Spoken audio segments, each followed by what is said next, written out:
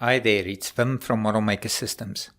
In this video we look at how to use the optimize solar function. The function was developed to determine the pole mounting levels for solar panel structures. Depending on the design, layout and type of equipment, you might need to do your design a bit different than our example.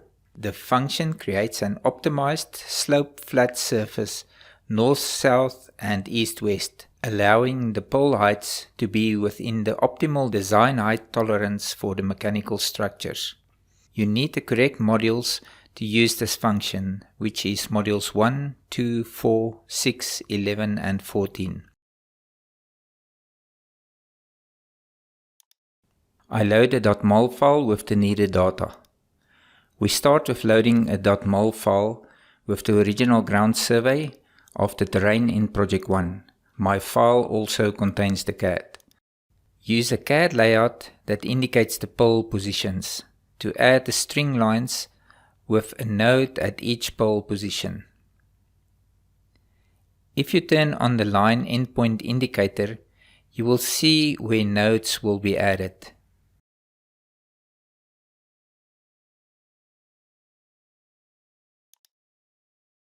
I ID the CAD and use the CAD ID do ID pen function to ID the solar line work.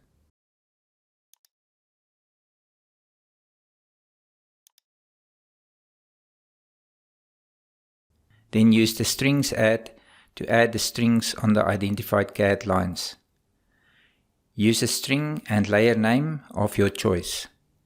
Select pen and line type and choose a pen number larger than 20 with a unique color. Use the ID CAD button to add strings on all the identified CAD.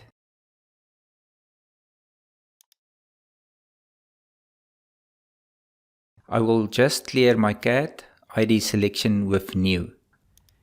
You can also turn the string nodes indicator on to help you see which lines are grouped. If the CAD display is on top of the strings, go to the settings default to change the order. Make sure the strings are lower than the CAD in the list. Replot to see the changes. If you have the pole position as DTM, snap the strings to the DTM points of the pole positions. The string levels is not important as it will be draped once the function is executed. Therefore, only the YX pole positions is important. You don't need a DTM point at the pole positions for the function to work. Each string node represents a pole position and can be converted to DTM points once finished. Each string represents the section of structures that is connected between the poles and needs to be sloped as a straight segment. The aim is to try and get as large a plan area as possible to stay within the tolerance of the allowable pole maximum and minimum height. There are two methods of designing. Method 1. In a separate survey project, we add 4 points on the 4 corners of the rectangle area you decide on to run as a block. I use a CAD rectangle to do this. You can use any method you like. I add the rectangle 1 meter away from the extents of the strings. The snap mode I use defined offset from the 2 indicated lines. The points need to be in line, north, south, east and west.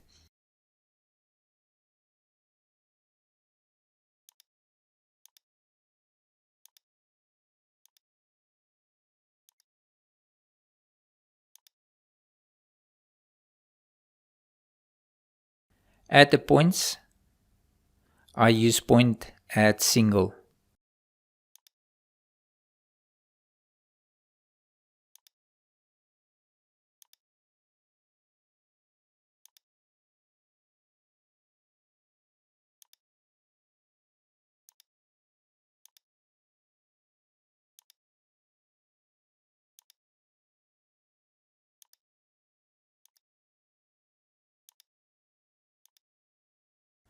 Triangulate the 4 points with C-search. The optimize solar function will lift and drop and slope this area as a flat surface, and the nodes of the strings will get their new elevations from this surface. The best result will be to get as many as possible pole heights within tolerance. If the area has too many poles outside of tolerance, you need to change the area, and usually it would mean to break it up in smaller areas. In a separate project, add 4 points in a rectangular area and restart the process. The setup. Turn the contour display on. This helps that you see the slope change while it calculates. Turn the triangle sides display on. Turn the elevations and codes DTM display on. Select the plus sign on the right main menu to turn off the display of Project 1. Turn off the points, codes, tags, elevations and triangles.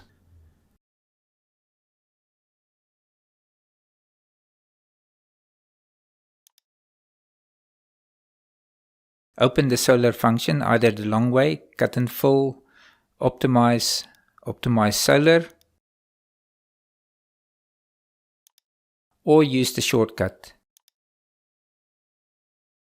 Have a look at the help for a detailed explanation of each option.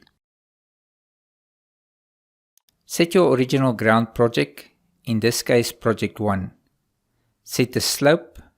This only warns you in red text if the slope is outside of the input. These slopes will not influence the calculation.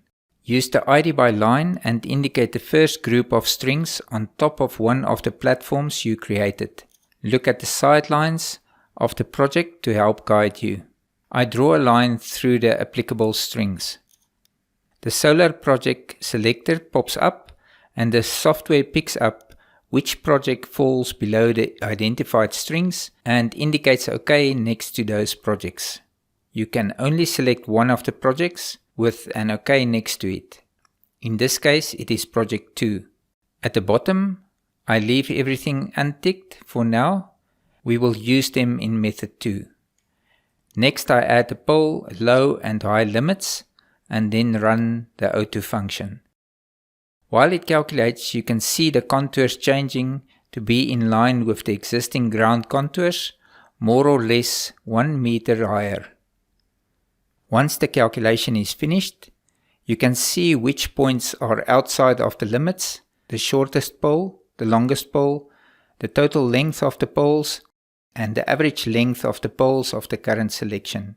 Click the Create CSV file and run the report. The report can be saved or copied to your clipboard. And that's how method 1 works. You need a base with 4 points covering the area of the identified strings.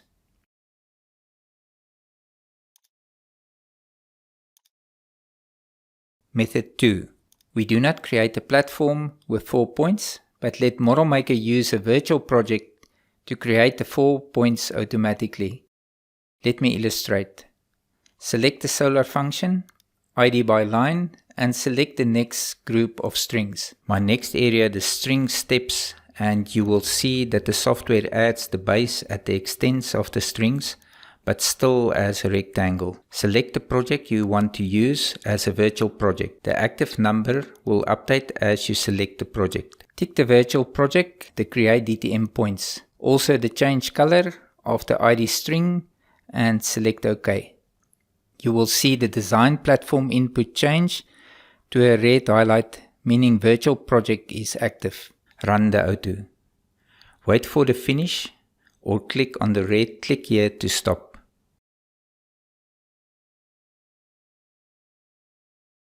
Tick the CSV, put in the pole length and run the report. You select the project where you want to put the pole DTM points and copy the poles to DTM. Notice the high and low codes will indicate the problem areas outside of tolerance. The elevation will be the optimized pole height derived from the string nodes. The string will change in color to help you remember which string was already selected. The DTM points will show you where areas are finished. So if you are not satisfied with the calculation, don't copy the calculation to DTM. Make a new selection and run the function again. Repeat this until you are finished. This would be the quickest way to use the function. Fine-tuning the platform.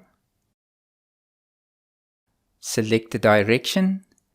Enter a value to change the height. And choose up or down. One would lower the high points and elevate the low points. You can try to get a better result if you are not satisfied with the auto result. You can now use the report and DTM and CAD strings layout to prepare drawings according to your needs. Here I illustrate how to add circles on the high and low codes of the project I used to place the DTM on the string node points of the finished platforms.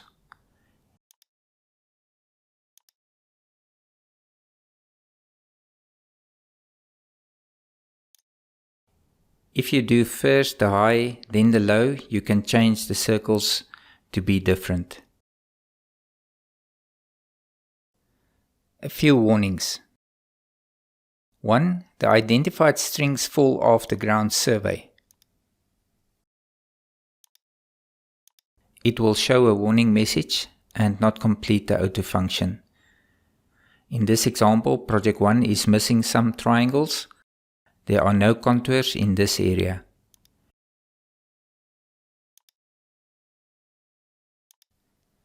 Two, the platform project points are not on exact horizontal vertical rectangle.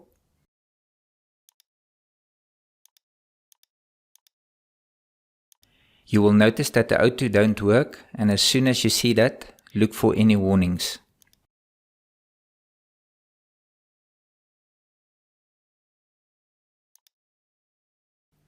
The platform project selected does not have 4 points or triangles.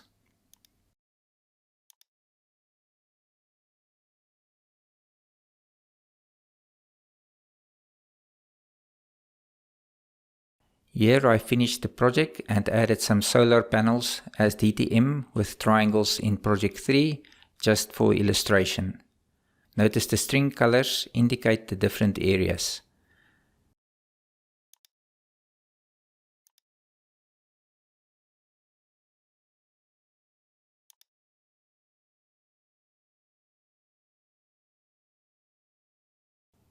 This is what it would look like in 3D view. And you can clearly see how the different areas follow the surface shape of the original ground.